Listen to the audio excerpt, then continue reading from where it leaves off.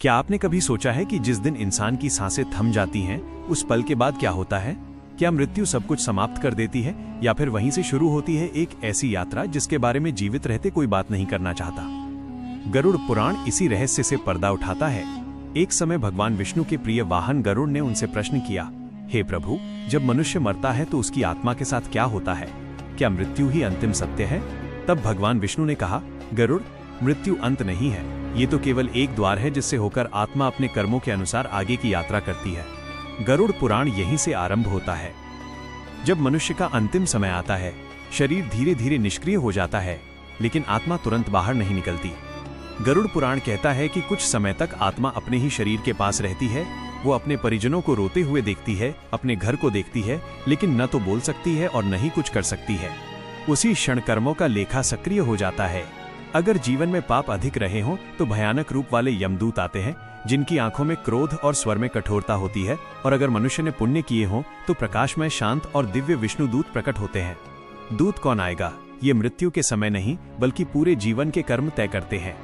गरुड़ पुराण में बताया गया है कि जब आत्मा को शरीर से अलग किया जाता है तो वो पीड़ा शब्दों में बयान नहीं की जा सकती।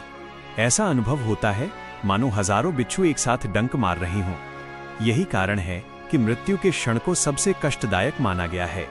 शरीर छूट जाता है, लेकिन चेतना बनी रहती है। इसके बाद आत्मा को तुरंत नया शरीर नहीं मिलता, वो प्रेत अवस्था में प्रवेश करती है। इस अवस्था में आत्मा को भूख और प्यास का अनुभव होता है, लेकिन वह न खा सकती है और न पी सकती है। इसी कारण शास्त्रों में पिंडदान, तर्पण और श्राद्ध को अत्यंत आवश्यक बताया गया है, क्योंकि इन्हीं से प्रेत अवस्था की पीड़ा कुछ कम होती है। गरुड़ पुराण के अनुसार मृत्यु के बाद के 13 दिन आत्मा के लिए सबसे कठिन होते हैं। इन दिनों किए गए कर्म, पिंडदान, जल तर्पण और ब्राह्मण भोजन आत्मा को आगे की यात्रा के लिए शक्ति प्रदान करते हैं। यदि यह न किया जाए तो आत्मा भटकती रहती है और उसकी यमलोक की यात्रा और भी भयावह हो जाती है। 13वें दिन के बाद आत्मा को यमलोक की ओर ले जाया जाता है। यहीं से शुरू होती है वो यात्रा जिसमें कांटों से भरे मार्ग, अंधकार, भय और कर्मों का वास्तविक फल सामने आता है। गरुड़ पुराण हमें ये सिखाता है कि जीवन केवल जन्म और मृत्यु के बीच का समय नहीं है, बल्कि ये कर्मों का संग्रह है जिसका हिसाब मृत्यु के बाद चुकाना ही पड़ता है।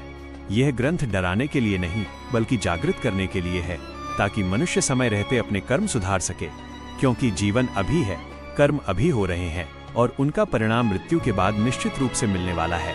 यमलोक की ये यात्रा कैसी होती है, वैतरणी नदी क्या है और आत्मा किन किन भयानक मार्गों से गुजरती है, ये सब हम जानेंगे गरुड़ पुराण के पार्ट 2 में।